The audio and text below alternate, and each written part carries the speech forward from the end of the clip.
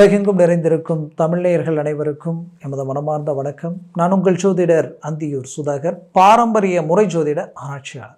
இன்று நாம் காணக்கூடிய தலைப்பு தனுசு ராசி அன்பர்களுக்கு ஜூன் மாதத்தில் நடக்கக்கூடிய பெயர்ச்சிகளும் அதன் பலன்கள் உங்களுக்கு எப்பேற்பட்ட மேன்மைகளை அளிக்கப் போகுதுன்றதை இந்த காணொலியில் தெளிவாக விவரமாக நம்ம பார்க்கலாம். நம்ம சேனலை சப்ஸ்கிரைப் பண்ணாதவங்க பண்ணிக்கோங்க, பெல் பட்டனை கிளிக் பண்ணி ஆல் ஆப்ஷனை கொடுத்துக்குங்க. அப்போ தான் அடுத்தடுத்து காணொளிகள் உங்களை உடனடியாக வந்து அடையும். ஆக தனுசு ராசி அன்பர்கள் குரு பகவானின் ஆதிக்கத்தில் பிறந்து அந்த குரு பகவான் கடந்த காலகட்டங்களில் 6ஆம் வீட்டில் இருந்து அதனால் நிறைய மன உளைச்சல், இடமாற்றங்கள், தன்னை சார்ந்தவங்க தனக்கு வேண்டியவங்க தனக்கு பகையாகிறது, அது மட்டும் இல்லை குடும்பத்திலேயே ஒரு அண்டர்ஸ்டாண்டிங் இல்லாமல் கணவன் மனைவிக்குள்ளேயும் ப்ளஸ் குடும்ப ரீதியில் தான் பெற்ற பிள்ளைகள் ரீதியிலையும் இப்படி பல்வேறு விதமான பிரச்சனைகளை சந்தித்தவங்க தனுசு ராசி அன்பர்கள். ஏன்னா 4ஆம் வீட்டில் ராகு வேறையா, இந்த ராகு உங்கள் நிம்மதியை கெடுத்துக்கிட்டே இருப்பார். 1 மணி நேரம் சந்தோஷமாக இருந்தால் ஒரு நாள் பூரா வலி வேதனைகளை வைக்கக்கூடிய அளவுக்கு அந்த ராகுவுக்கு பவர் உண்டு. அது மட்டும் இல்லை, இது ஆரோக்கியத்தை, நிறைய பேருடைய ஆரோக்கியத்தையும் கெடுத்துருச்சு. பேக் பெயின், நரம்பு ஜவ்வு சார்ந்த விஷயங்களில் மோசமான ஒரு மன அழுத்தங்களை கொடுக்கக்கூடிய அளவுக்கு பிரச்சனைகள் இது கொடுத்துக்கிட்டு இருந்தது. அதுவும் பேக் பெயின்ன்றது கொஞ்சமல்ல நஞ்சமல்ல, உங்களுடைய வேலையவே உங்களை செய்ய முடியாத அளவுக்கு எல்லாமே இது பிரச்சனைகள் உருவாக்கிடுச்சு. அப்படி நிறைய பாதிப்புகளை சந்தித்த நீங்கள் உங்களது வாழ்க்கையில் மீண்டும் ஒரு ரீஎன்ட்ரி கொடுக்கணும், வளர்ச்சி பாதையில் அடியெடுத்து வைக்கணுன்ற ஒரு எண்ணத்தோடு நீங்கள் செயல்படுத்திக்கிட்டு இருக்கிறீங்க. அப்பேற்பட்ட செயல்கள் கடந்த காலகட்டங்களில் நீங்கள் 99% இறங்கி முடித்தாலும், எவ்வளோ எஃபர்ட் போட்டாலும் கடைசி நேரத்தில் அதை ட்ராப் ஆகி அது டவுன் ஆகி அது அப்படியே உங்களுடைய முயற்சிகளுக்கு சக்ஸஸ்ஃபுல் ஆகிடும் நினச்சி ஏமாற்றங்களை சந்திக்கக்கூடிய நிலைமைகள் தான் அதிகமாக சந்திச்சிருக்கிறீங்க. இதனுடைய விளைவுகளால் என்ன ஆயிடுச்சுன்னா, எவ்வளோ ரிஸ்க் எடுத்தாலும், எவ்வளோ நீங்கள் இறங்கி ஒவ்வொரு வேலைகளையும் மூவ் பண்ணாலும் கடைசி நேரத்தில் அதை ட்ராப் ஆகக்கூடிய நிலைமை இன்னைக்கு நாளைக்கு அடுத்த நாள் இப்படியே எதிர்பார்த்து இன்றைக்கி நிறைய பிரச்சனைகளுக்கு ஆளாகி, இதனால் ஒரு புறம் வரவு செலவு பிரச்சனைகள் எல்லாம் டவுன் ஆகி சில நெருக்கடிகள் ஒரு புறம் இல்லாமல் இந்த நெருக்கடிகளால் குடும்பத்தில் இருந்த நிம்மதி சந்தோஷங்களும் கிடக்கூடிய அளவுக்கும் அதனால் சில மன உளைச்சல் அடையக்கூடிய நிலைக்கும் ஆளாயிட்டீங்கன்னு சொல்லலாம். இப்படி நிறைய மன அழுத்தங்களை கடந்து வந்த நீங்கள் உங்களது அந்த முயற்சிக்கு ஒரு சக்ஸஸ் கிடைக்குமான்னு எதிர்பார்த்தவங்களுக்கு சரியாக அந்த குரு பயிற்சி பெரிய லெவலில் சக்ஸஸ்ஃபுல். அந்த குரு 7ஆம் வீட்டிற்கு வந்திருக்காரு, அவரது பார்வை டைரெக்டாக உங்களுடைய ராசியில் விழுது. அதுவும் இந்த மாதம் தொடங்கி ஜஸ்ட் உங்களுக்கு பார்த்தீங்கன்னா ஒரு 6ஆம் தேதியே புதன் பகவான் பயிற்சியாக 7ஆம் வீட்டில் ஆட்சி பெறுகிறார். அதே வீட்டில் தான் குரு இருக்கிறார். இதில் இன்னொரு ஹைலைட் என்னென்னா, உங்களுடைய பாக்யாதிபதியும் 6ஆம் வீட்டில் தான் இருந்தார், சூரிய பகவான். அவரும் இப்போ 7ஆம் வீட்டுக்கு வரார். அருமையான அமைப்பு. அப்போது சூரிய பகவானது பார்வையில் அரசு முயற்சி, அரசாங்க முயற்சிகளும் அரசு உத்தியோகம் சார்ந்த அரசியல் சார்ந்த துறையில் இருக்கிறவங்களுக்கு பெரிய லெவலில் பெனிஃபிட் கிடைக்க போகுது. உயர்தர வளர்ச்சி அடைய போகிறீங்க. இத்தனை நாள் உங்களால் மற்றவங்க வளர்ச்சி அடைஞ்சாங்க, இதுக்கு மேலே தான் நீங்கள் உங்களுடைய கவுண்டவுன் தொடங்குது. உங்கள் வளர்ச்சிக்குரிய கவுண்டவுன் பெரிய லெவலில் ரிசல்ட் உங்களுக்கு கொடுக்குது. ஒரு நல்ல குரோத்தை சந்திக்க போகிறீங்க. அதுலேயும் இந்த 7ஆம் பாவம் குரு பார்வை டைரக்டாக உங்கள் ராசி மேலே விழுது. அந்த பார்வை 11 லாபஸ்தானத்திலையும் விழுது, 3ஆம் வீட்டிலையும் விழுது. அப்போ எப்பேற்பட்ட இடங்களில் இந்த குரு பார்வை உங்களுக்கு விழுதுன்னு பார்த்தீங்கன்னா, உங்கள் ராசிக்கு முன்னும் பின்னும், அதாவது 3ஆம் வீட்லேயும் 11ஆம் வீட்லேயும்.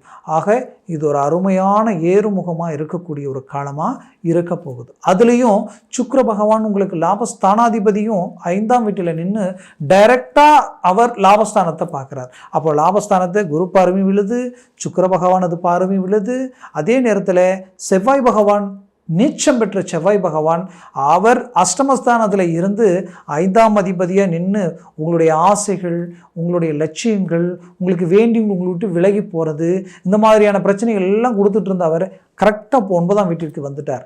அப்போது பாக்கிய சம்மந்தப்பட்ட இடத்துல பஞ்சமாதிபதி நிற்கும் பொழுது உங்களுடைய ஆசைகள், அதிர்ஷ்டங்கள் கைகூடி வர நேரமாக இருக்கும். அப்போ உங்கள் வேலையில் ஒரு நல்ல க்ரோத் கிடைக்க போகுது.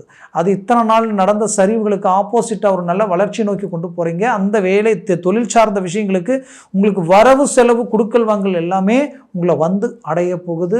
நட்புகள் ரீதியில் ஒரு நல்ல ஒரு அருமையான ஒரு ரிசல்ட் உங்களுக்கு கிடைக்கும்.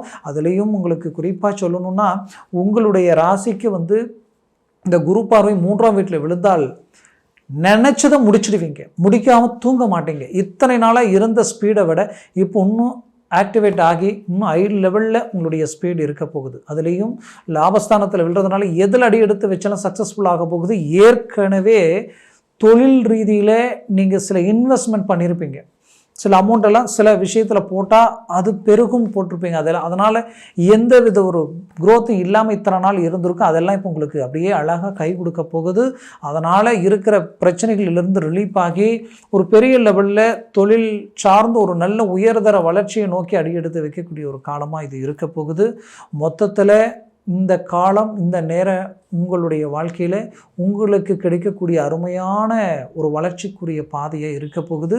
அதுலேயும் குறிப்பாக தனுசு ராசி என்பவர்களுக்கு பஞ்சமாதிபதி இங்கே நீச்சம் பெற்றதுனாலே புத்திரபாகியம், பிள்ளைகளுக்கு ஆரோக்கிய ரீதியிலையும் சரி, அவர்களது செயலும் சரி, தான் எதிர்பாராத விதமான அவர்கள் சில முடிவுகளும் செயற்கை சிநேகிதங்களாலேயும் மன உளைச்சல்கள் அடையக்கூடிய நிலைமைகள் உண்டாக்கியிருக்கும். அதெல்லாம் சரி செய்யக்கூடிய ஒரு அருமையான நேரமாக உங்களுக்கு இந்த காலகட்டங்கள் அமைய போகுது.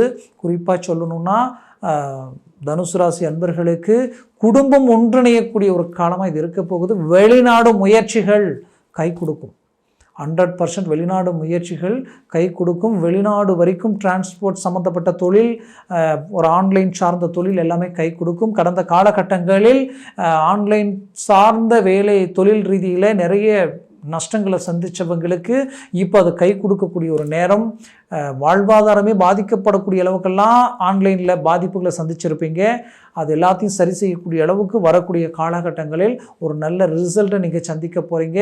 அதுலேயும் குறிப்பாக சொல்லணுன்னா தனுசு ராசி அன்பர்கள், நீங்கள் வெளிநாட்டில் இருக்கிறீங்கன்னா கடந்த காலகட்டத்தில் நிறைய சிக்கல்களை சந்திச்சிருந்தாலும் அந்த சிக்கல்களால் இது எப்படி ஃபேஸ் பண்ணுறதுன்றத குழப்பங்கள், உங்களுக்கு கிடைக்க வேண்டிய வேலை சார்ந்த ரீதியில் சில குழப்பங்கள், உங்களுக்கு கிடைக்க வேண்டிய பிஸ்னஸ் சார்ந்து இது முடிஞ்சது அடுத்தது கமிட்மெண்ட் கிடைக்கலன்ற ஒரு குழப்பம் எல்லாம் உங்களுக்குள்ளே இருந்திருக்கும். அது எல்லாமே உங்களுக்கு அழகாக கை கொடுக்க போகுது. ஒரு நல்ல ரிசல்ட்டை நீங்கள் அடைய போகிறீங்க. மொத்தத்தில் என்னை பொறுத்தவரையிலையும் இந்த தனுசு ராசி அன்பர்களுக்குரிய ஒரு காலமாக தான் இது இருக்க போகுது.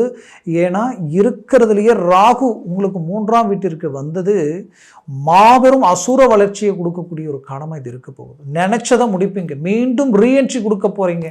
அந்த ரீஎன்ட்ரி மற்றவங்க உங்களை கண்டு வியப்படைகிற அளவுக்கு உங்களுடைய மேனேஜ்மெண்ட் ஹை பொசிஷன் டாப் கேட்டகரியில் இருக்க போகுது. நான் மீண்டும் சொல்கிறேன், நடந்த நெகட்டிவாக நினச்சி கிடைக்கிற இந்த பாசிட்டிவை மிஸ் பண்ணிட வேண்டாம்.